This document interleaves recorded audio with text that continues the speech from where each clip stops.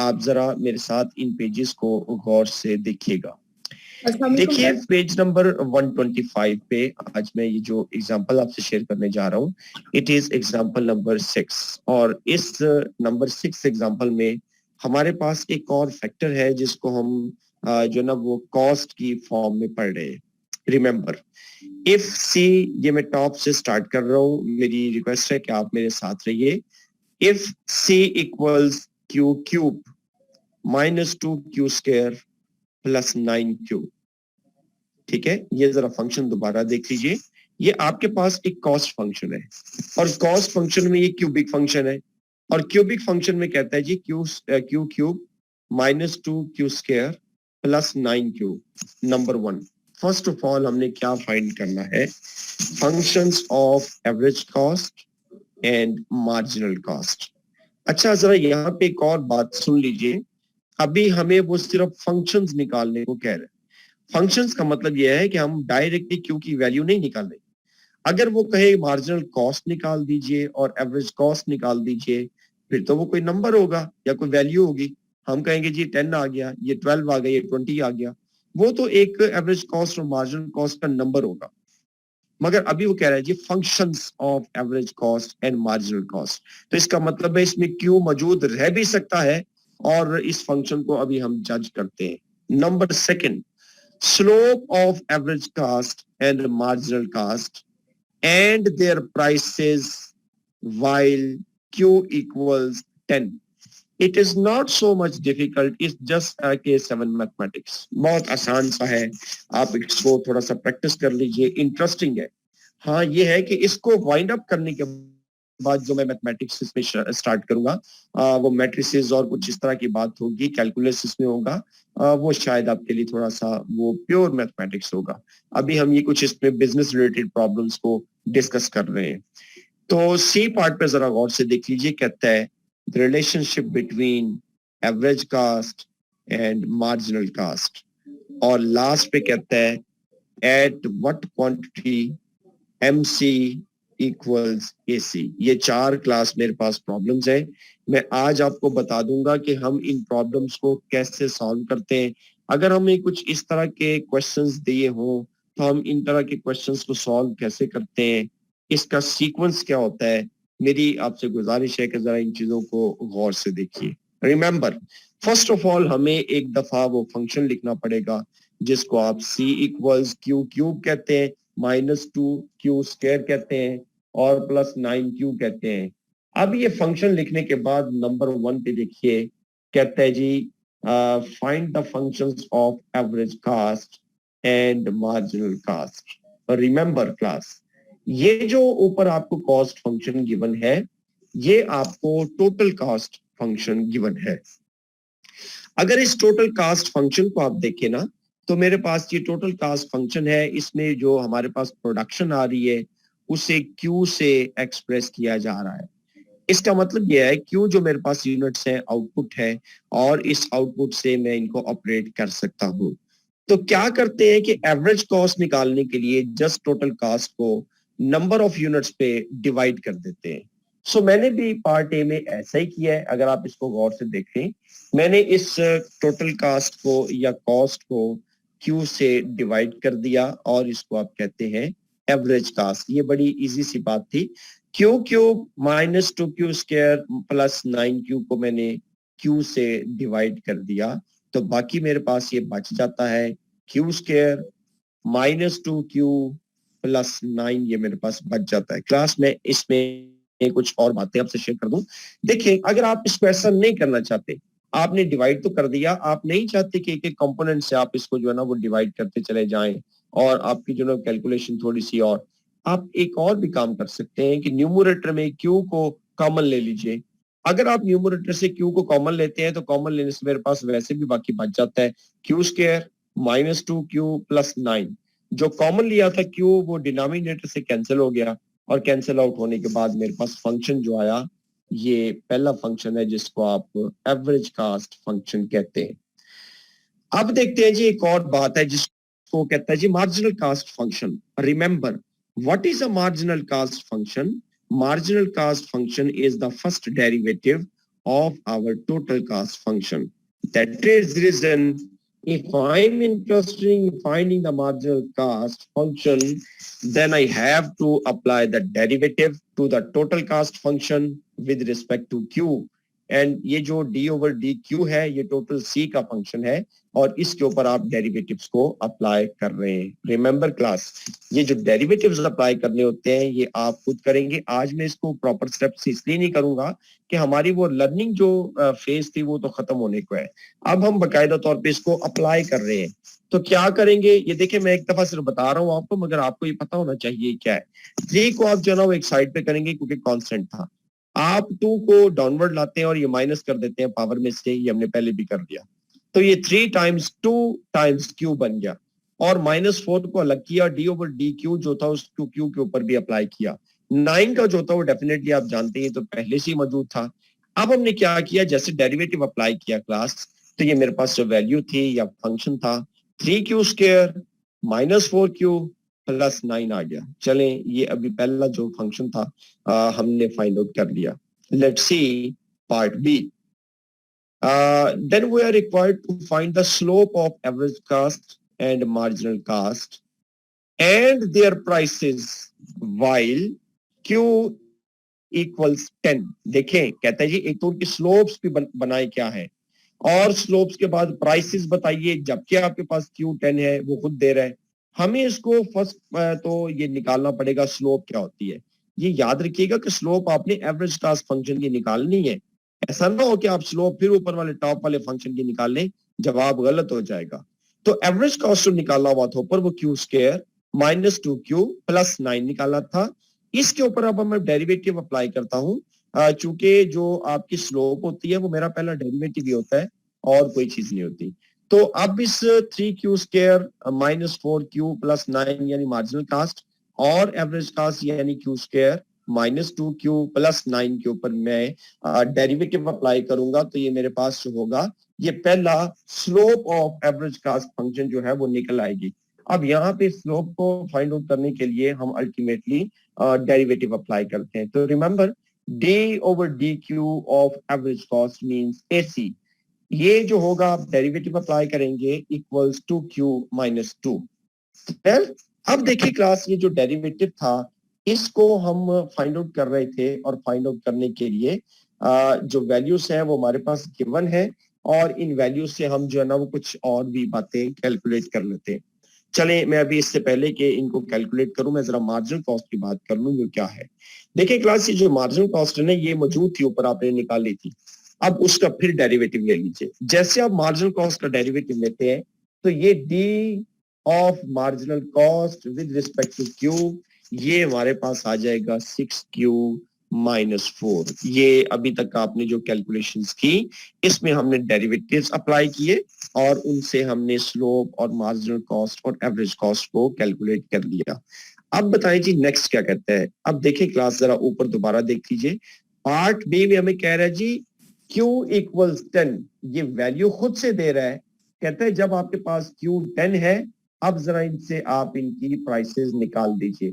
मुझे अभी प्राइसेस का पता तो नहीं था ना हम डायरेक्ट इसको निकाल सकते हैं, मगर मेरी आपसे गुजारिश ये है कि इस Q को आप इस सेकंड पार्ट में इंसर्ट कर दीजिए और जहां जहां Q था मैंने वहां पर इसको 10 जो है ना वो प्लग कर दिया. जैसे आप इसका 10 प्लग करते हैं आपके सामने मैं जूम कर रहा हूँ 2 टाइम्स 10 -2 तो ये मेरे पास 20 -2 आपके पास जो आंसर आ जाता है वो 18 आ जाता है. इसी तरह मैं स्लोप ऑफ मार्जिनल कॉस्ट यानी 6q -4 वाला इसमें भी 10 को प्लग करता हूं तो मेरे पास जो फाइनल आंसर आता है वो 56 आ जाता है. ये मैंने अलग से कैलकुलेट कर लिया. सो क्लास ये जो वैल्यूज मुझे गिवन थी एक को तो मैंने ये लिख लिया 10 और दूसरे को मैंने लिख लिया 15. ये आपके पार्ट बी में खुद दी है उसने वैल्यू क्यू की, इसलिए मैंने इसको 10 पे भी देख लिया, मैंने 15 पे भी देख लिया. ये आप जरा गौर से देख लीजिएगा. अब मैं आता हूं जी पार्ट सी की तरफ. रिलेशनशिप बिटवीन जी फरमाइए. स्लोप ऑफ एसी में 2q - q ये कैसे आया? स्लोप ऑफ एवरेज कास्ट में जी 2q - q ये कैसे आया? ये देखिए मैं जरा दोबारा आपको बता रहा हूँ. आप जरा टॉप पे जी। देखिए ना, पार्ट ए में एवरेज कॉस्ट हमने कैलकुलेट की हुई है, क्यू स्क्वायर क्यू के minus -2 Q plus Q plus 9। चले इसको जूम कर प्लस लेते हैं। अब इसके जी। ऊपर मैं वन टाइम अगेन जब डेरिवेटिव अप्लाई करता हूँ तो पहले में तो मेरा पावर रूल आ गया ना, 2 क्यू बन जाएगा, यस सर। ठीक है। और okay minus okay two sir, अलग होगी, तभी एक्चुअली डी ओवर डी निकालूंगा तो कैंसिल हो जाएगा। -2 रह जाएगा। यस सर, -2 रह जाएगा। ठीक है, यही यहाँ से वजह है वो आएगा। क्लास। जी क्लास, यही वजह है कि आप में से बहुत सारे लोगों ने मुझे इंडिविजुअली पूछा मैसेज के थ्रू या कॉल के थ्रू कि हमें इसका क्या बेनिफिट होगा, हमने डेरिवेटिव निकालने हमने सीखे हुए हैं, एफएससी में भी हम जानते हैं, मगर मेरा कंसर्न ये नहीं था क्लास कि आपने एफएससी में किए या नहीं किए। मैं जिस चैनल की तरफ आपको लेना चाह रहा हूँ, मैं मेरा ख्याल था कि मैं जिस स्पीड से चाहता हूँ आप मेरे साथ रहिए। सो मैंने आपसे अर्ज किया था, तो आप असाइनमेंट को अगर नहीं कर पाए तो मेरी गुजारिश है इसको आप खुद से अप्लाई करें। ये हर दफा हम अप्लाई नहीं करेंगे, जस्ट 1 और 2 मरतबा इसको अंडरस्टैंड करने के लिए करेंगे, फिर आप अच्छी तरह से इसको जान जाएंगे क्या है। अब देखिए नंबर जो हमारे पास पार्ट सी था, कहता है जी relationship between average cost and marginal cost. ये रिलेशनशिप निकालने के लिए ना हमें कुछ थोड़ी सी कैलकुलेशन अलग से करना पड़ेगी। अच्छा क्लास, ये जो एवरेज कास्ट और मार्जिनल कास्ट है ना, इसका रिलेशन निकालने के लिए आप जरा इसको गौर से देखिए। रिलेशन निकालने के लिए मैं आपसे अर्ज करूंगा, ये जो आपको वैल्यूज दी गई है ना, Q इक्वल्स 10 और Q इक्वल्स 15, ये यहाँ पे इतनी नीट तो नहीं दी गई है। मेरी जरा अर्ज दोबारा सुन लीजिए, मैं आपसे क्या कहना चाहता हूँ। मैं ये आपसे कह रहा हूँ कि ये जो फंक्शंस है ना हमारे पास एवरेज कास्ट के और मार्जिनल कास्ट के, इनको अलग करके लिख लें और इन दोनों फंक्शंस में पहले पुट करें 10 और फिर दोबारा पुट करें इसी सेम फंक्शन में 15। आंसर देख लें कि ऐड 10 कितना आता है और ऐड 15 कितना आता है। ठीक हो गया। इसी तरह मार्जिनल कॉस्ट में आप पहले प्लग करें 10, फिर क्यू प्लग करें 15। आप देखें कि मार्जिनल कॉस्ट में जब आपने पहले 10 और 15 फिर इसमें अप्लाई किया था तो वैल्यूज क्या आती थी। मेरा कहने का मकसद यह है कि हम जानना चाहते हैं कि जैसे जैसे आप यूनिट्स बढ़ाते हैं, प्रोडक्शन इंक्रीज करते हैं, तो एवरेज कास्ट और मार्जिनल कास्ट पे इसका इम्पैक्ट क्या आता है। हमारी ये जस्ट जो थी वो हमारा कंसर्न था। रिमेंबर, एक ग्राफ भी आपको दिया गया है। इस ग्राफ में देखिए कि मैं एक्स एक्सिस पे क्यू लेता हूं और वाई एक्सिस पे मार्जिनल कास्ट और एवरेज कास्ट दोनों को ले लेता हूं। अगर आप देखेंगे जैसे जैसे मैं क्यू इंक्रीज करता हूं राइट वर्ड, मीन अगर मैं इस जीरो से राइट साइड पे चलता चला जाऊं तो 1 2 3 4 5 6 10 11 जो थे मेरे पास क्यू इंक्रीज होते हैं एक्स एक्सिस पे। गौर कीजिए, एक्स एक्सिस पे क्यू इंक्रीज होने का मतलब ये था कि एवरेज कॉस्ट जो मेरी होगी वो डिक्रीज हो रही है, डाउनवर्ड आ रही है। मगर ये जो डाउनवर्ड आ रही है किसी एक स्पेसिफिक पॉइंट तक है। इस पॉइंट तक जहां पे दोनों कर्व्स एक दूसरे से इंटरसेक्ट कर रहे हैं, वहां तक जैसे जैसे मैं क्यू को इंक्रीज करता हूं ना, वहां पे मेरी एवरेज कास्ट जो थी वो डिक्रीज होती है। और मार्जिनल कास्ट रख देख कीजिए, ये भी डिक्रीज होती है लेकिन इतनी जो है ना वो इंस्टेंटली नहीं डिक्रीज होती, बल्कि ये इंक्रीजिंग ट्रेंड रखती है। इसके रीजन क्या है, इसकी लॉजिक क्या है, आगे हमारे प्रॉफिट के कुछ क्वेश्चंस आने वाले हैं, मैं उसमें इनको इन डिटेल आपसे डिस्कस कर दूंगा। सो देखिए क्लास, टाइम हमारे पास शॉर्ट है, आप जरा इसको जल्दी से देख लीजिए। नंबर डी पे कहता है जी at what quantity MC equals AC। कहता है वो क्यों बताइए जहां पे ये दोनों आपस में बराबर हो जाते हैं, इक्वलाइज हो जाते हैं। क्लास, क्वेश्चन को गौर से देखा करें। मेरी पहले दिन की क्लास से यही आपसे गुजारिश रही कि क्वेश्चन को आप सॉल्यूशन से पहले ज्यादा फोकस किया करें कि ये है क्या, कहता क्या है। एक एक क्वेश्चन को जब आप अंडरस्टैंड करेंगे ना, एनालाइज करेंगे, एक्सप्लोर करेंगे, तो आपको जवाब वहीं से मिल जाएगा। एट वट क्वांटिटी, इसका मतलब यह है क्यों निकालना है, मगर कैसे निकालना है वो खुद बता रहे हैं आपको कि MC इक्वल्स AC। तो हमें क्या करना पड़ेगा कि दोनों फंक्शंस को इक्वेट करना पड़ेगा। So average cost equals marginal cost, I have to equate Q square minus 2Q plus 9 equals 3Q square minus 4Q plus 9। अब इनको इक्वेट किया, सिंप्लीफाई किया, और सिंप्लीफाई करने के बाद ये कैलकुलेशन करें, आपके सामने Q इज इक्वल टू 0 और Q इज इक्वल टू 1 आ जाता है। क्योंकि 0 हमारे पास वैल्यू एग्जिस्ट नहीं करती, हम ये नहीं कहते कि हमने किसी प्रोडक्ट के 0 यूनिट लिए, हम ये नहीं कहते कि हमने इसके -5 यूनिट लिए, तो इसलिए हमारे पास जो एनालिसिस है वो पॉजिटिव का वो ही हमारे लिए सूटेबल है, तो मैं इसकी क्वांटिटी Q1 कंसिडर करता हूँ। सो ये एक पहली एग्जांपल थी क्लास जो मैंने आपसे शेयर की। अब आते हैं एग्जांपल नंबर 7 पे। अस्सलाम वालेकुम। इफ टोटल, जी फरमाइए। सर मैं ना एग्जांपल 2 से रिलेटेड थोड़ा था एक सवाल, क्वेश्चन वो जो उसका पार्ट 4 है उसको थोड़ा बता सकते बताएं हैं? बताएं, जी बताएं कौन सा। एग्जांपल 2 जो सर आपने असाइनमेंट में दी है वो। अच्छा जी बताइए, क्या इशू क्या है, एग्जांपल मुझे पता चले। उसका ग्राफ वगैरह का उसमें दिया हुआ है, तो वो मुझे समझ नहीं आ रहा उसमें क्या करना है, और वैल्यूज उन्होंने किस तरीके से उसमें पिक की हुई है, पूरा टेबल बनाया हुआ है उसमें। मुझे मालूम नहीं है, लेकिन मैं इसको दोबारा ओपन कर लेता हूँ। ये थी एग्जांपल नंबर 1 और ये एग्जांपल नंबर 2, यही कह रहे हैं आप? जी जी सर, इसका आगे लास्ट वाला फोर्थ पार्ट जो है ये वाला 123 जी पे। जी जी डायग्राम वाला सर, इसमें अच्छा, यानी कि हमने इसमें किया ये है कि मार्जिनल कास्ट और एवरेज कास्ट फंक्शन थे ना आपके पास, इनमें आप क्यू की कुछ वैल्यूज ऐड करते चले जाएं, 1 2 3 4 5 6। जैसे जैसे आप क्यू ऐड करते चले जाते हैं, इस फंक्शन में से कोई ना कोई मुझे वैल्यू मार्जिन कास्ट की और कोई ना कोई वैल्यू एवरेज कास्ट की मिल जाती है। आप इन वैल्यूज को फर्स्ट क्यू और MC then Q and AC सी ग्राफ के ऊपर अप्लाई कर दीजिए। तो आपका एवरेज कॉस्ट कर्व जो होगा वो ऐसे बनेगा और मार्जिनल कॉस्ट कर्व जो होगा जैसा आपको नजर आ रहा है वैसा बनेगा। क्लियर? अच्छा सर, यानी कि ये जो वैल्यूज उसने उठाई है रैंडमली कोई भी अपने पास से? नहीं, उसने दी हुई है ना ऊपर, आप देखें, ये आपके सामने दी है टॉप पे, देख रहे हैं आप पेज? ये क्यू पेज की आपके वैल्यूज सामने, ये सब देखे ना ऊपर दी हुई है। आप मेरे पेज को देख रहे हैं ना? जी हाँ, 1 2 3 4 5 6 ये आपके सामने मौजूद है। ठीक है, तो इन वैल्यूज को हम प्लग करेंगे जस्ट उनके फंक्शंस में। क्लियर? Okay sir.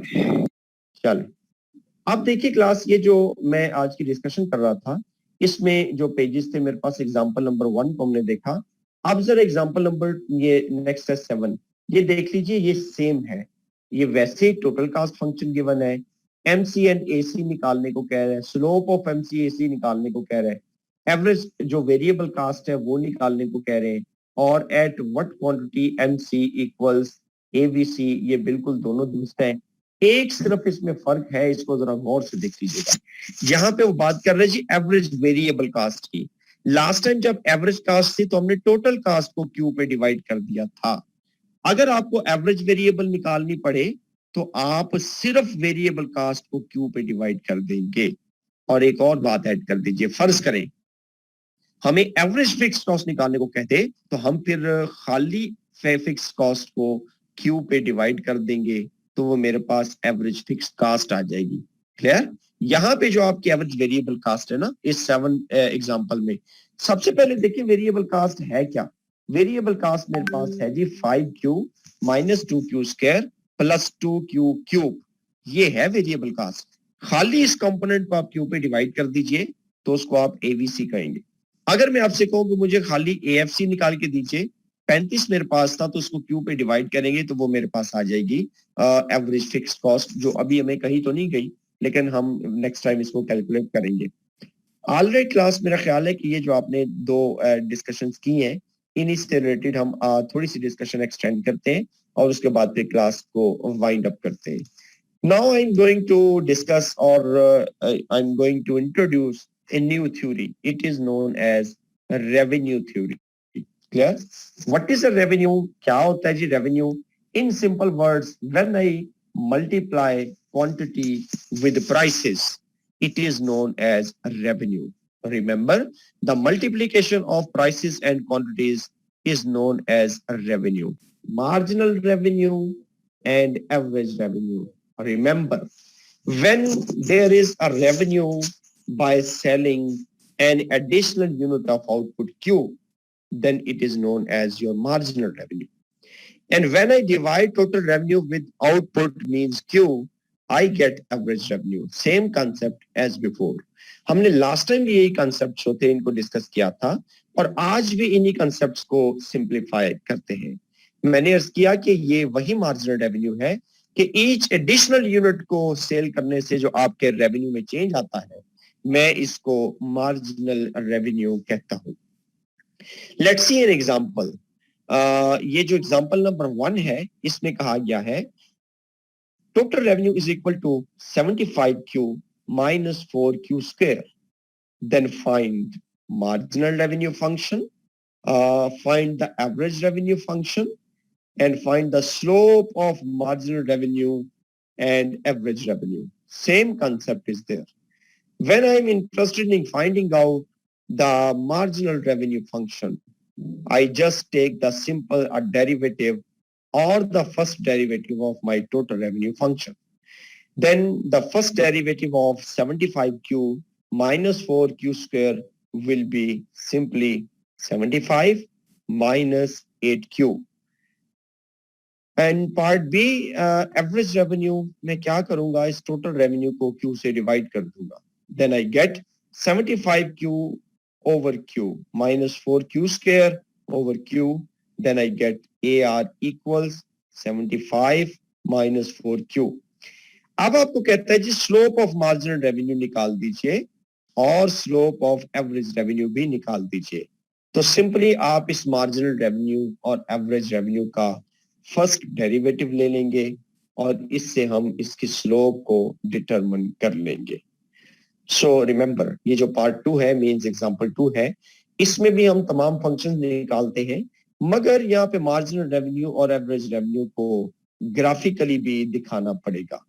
क्या करेंगे कि मार्जिनल रेवेन्यू फंक्शन में और एवरेज रेवेन्यू फंक्शन में आप 1 2 3 4 5 6 जो है या कुछ और भी वैल्यूज ले सकते थे, मगर आप इन्हीं को फॉलो कीजिए, भी वो ले लीजिए और एक्स एक्सिस पे क्यू को और वाई एक्सिस पे M R and A R को प्लग कीजिए और उनके मुताबिक इनकी वैल्यू से ग्राफ बना लीजिए.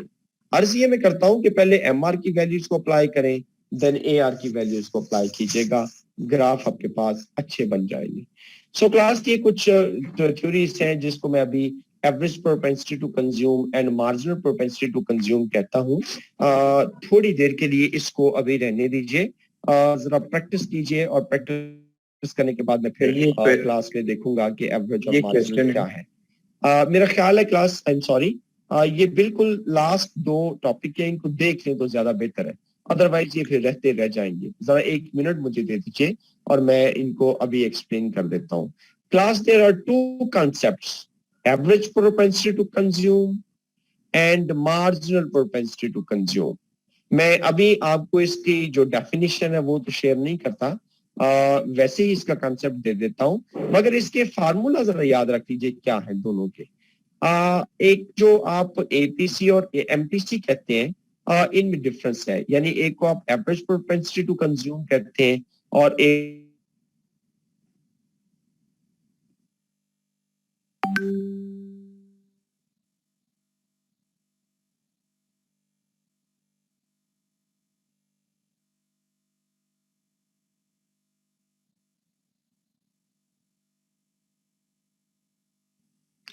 ऑलराइट क्लास, ये देखिए, ये जो हम डिस्कस कर रहे थे, एवरेज प्रोपेंसिटी टू कंज्यूम.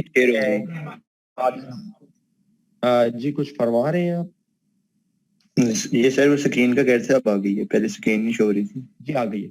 अच्छा, तो देखिए क्लास, ये जो एवरेज प्रोपेंसिटी टू कंज्यूम है ना, ये सिर्फ ये है कि हम अपनी टोटल कंजम्पशन को ना यानी इनकम पे डिवाइड करें. इसलिए मैं आपको इसकी बकायदा डेफिनेशन नहीं कह रहा, जस्ट ये है कि आप सी और ओवर वाई कर दीजिए. सी का फंक्शन आपको गिवन है, वाई का फंक्शन आपको गिवन है.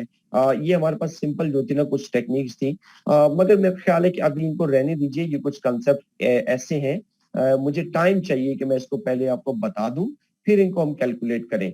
ये फिलहाल आप ये दोनों टॉपिक्स छोड़ दीजिए. सो क्लास, ये जहां तक हम ये बात कर रहे हैं ना, ये आज तक रेवेन्यू फंक्शन और कॉस्ट फंक्शन, ये इस स्क्रीन पे आप एक्सरसाइज देख रहे हैं क्लास. तो ये कुछ आपको एक्सरसाइज में ये एग्जांपल्स गिवन है. मेरी आपसे गुजारिश है कि एक्सरसाइज सॉल्व कीजिए. सॉल्व करने के बाद आप मुझे बताइए कि कौन से क्वेश्चन सॉल्व नहीं हुए. फिर मैं उन क्वेश्चंस को आपसे जो है ना वो शेयर करूंगा और बकायदा उनकी टेक्निक भी बताऊंगा. मगर ये है कि आप मुझे ये बताइए कि आपको एरर आता है तो कहाँ आता है. वैसे मैं आपको डेफिनेटली शेयर नहीं करूंगा, अदरवाइज आप प्रैक्टिस नहीं करेंगे. सो मेरी आपसे गुजारिश है कि आप इनको 1 या 2 क्वेश्चंस जो है वो तकरीबन सेम है, यानी एक रेवेन्यू का है तो दूसरा भी रेवेन्यू का है, अगर एक कास्ट का है तो दूसरा भी कास्ट का है. इसमें बाज़ औक़ात आपको मोर देन 2 क्वेश्चंस भी मिलेंगे. तो आप जरा इनकी प्रैक्टिस कीजिए, मुझे बताइए कि इशू आपको कहाँ पे आता है. जो अभी तक आपने टॉपिक नहीं पढ़े उनको छोड़ दीजिएगा, मैं आपसे फिर बाद में शेयर करूंगा। ऑलराइट क्लास, ये एग्जांपल्स की कुछ सॉल्यूशंस यानी आंसर्स आपके सामने गिवन है। इन आंसर्स से आप अपनी जो है ना वो काफी हद तक गाइडेंस ले सकते हैं। तो देखिए क्लास, मेरा जो नेक्स्ट ऑब्जेक्टिव होगा क्लास में, मैंने बिफोर टाइम आपसे शेयर कर दी है चीजें। थ्योरी ऑफ कॉस्ट को हम इन डिटेल पढ़ेंगे, और उसके बाद जो मेरा एक्चुअल ऑब्जेक्टिव है ना, इनकी कुछ मजीद प्रैक्टिस करने के बाद, ये स्क्रीन पे आप देख रहे हैं प्रॉफिट मैक्सिमाइजेशन, ये मेरा एक्चुअल जो टास्क है, मेरा ऑब्जेक्टिव है। यहाँ पे मैं प्रॉफिट